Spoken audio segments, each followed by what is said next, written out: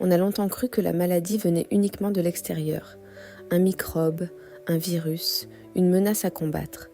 Mais savez-vous que le microbe n'est rien, le terrain est tout. Cette phrase est attribuée à Claude Bernard et reprise par Antoine Béchamp, contemporain de Pasteur. Elle signifie que ce n'est pas tant l'agent extérieur qui nous rend malade, c'est plutôt l'état intérieur de notre terrain, physiologique, mais aussi émotionnel et mental, comme je vais l'expliquer dans les minutes qui viennent. Dans l'optique Sakina, ce terrain intérieur, c'est notre stabilité émotionnelle profonde. En effet, quand nous vivons dans la peur, la colère, la tension permanente, le corps reçoit un message clair, danger. Il sécrète alors des hormones de stress, comme le cortisol, qui dérègle le système immunitaire. Il faut savoir justement que l'immunité est étroitement liée à l'équilibre hormonal ou endocrinien. A l'inverse, lorsque nous sommes dans un état de paix intérieure, de présence, d'ancrage, le système nerveux se calme, les hormones s'équilibrent et l'immunité fonctionne avec intelligence. Comme l'explique Deepak Chopra dans Le corps quantique, les cellules ne font qu'obéir aux informations qu'elles reçoivent. Nos pensées, nos émotions, nos humeurs influencent directement le comportement des cellules immunitaires. Les cellules sont des soldats, mais l'état-major, c'est notre tête et notre cœur.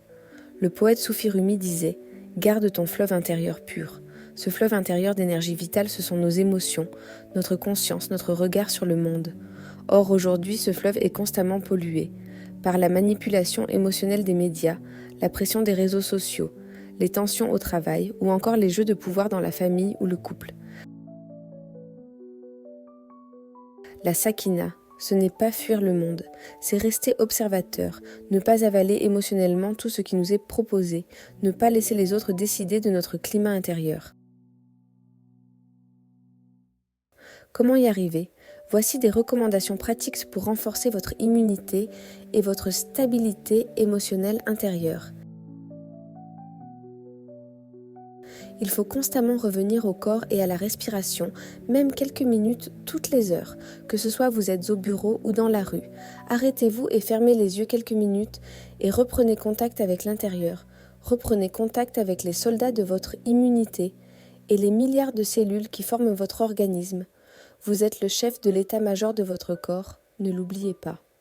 En cas de tension émotionnelle, restez focus, restez focalisé sur l'intérieur, restez bien ancré dans vos racines, comme un arbre face à la tempête. Il faut apprendre à mettre de la distance, danser avec la vie et être souple sans se briser, exactement comme le feuillage de l'arbre qui danse avec le vent sans se briser. Face à chaque tension émotionnelle, je vous invite à vous demander: est-ce que je laisse cette situation troubler mon fleuve intérieur ? Il faut aussi réduire l'exposition aux contenus anxiogènes, que ce soit à la télévision ou sur les réseaux sociaux. Car ce contenu pollue notre fleuve de vie, et chaque cellule de notre organisme va s'imprégner de ce stress et tomber malade en conséquence. Or, la maladie n'est pas l'état naturel de notre corps.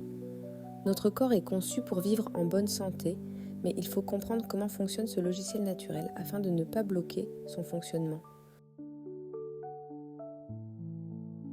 En conclusion, une immunité forte ne commence pas dans la pharmacie, elle commence dans la qualité de notre présence à nous-mêmes et notre relation au monde.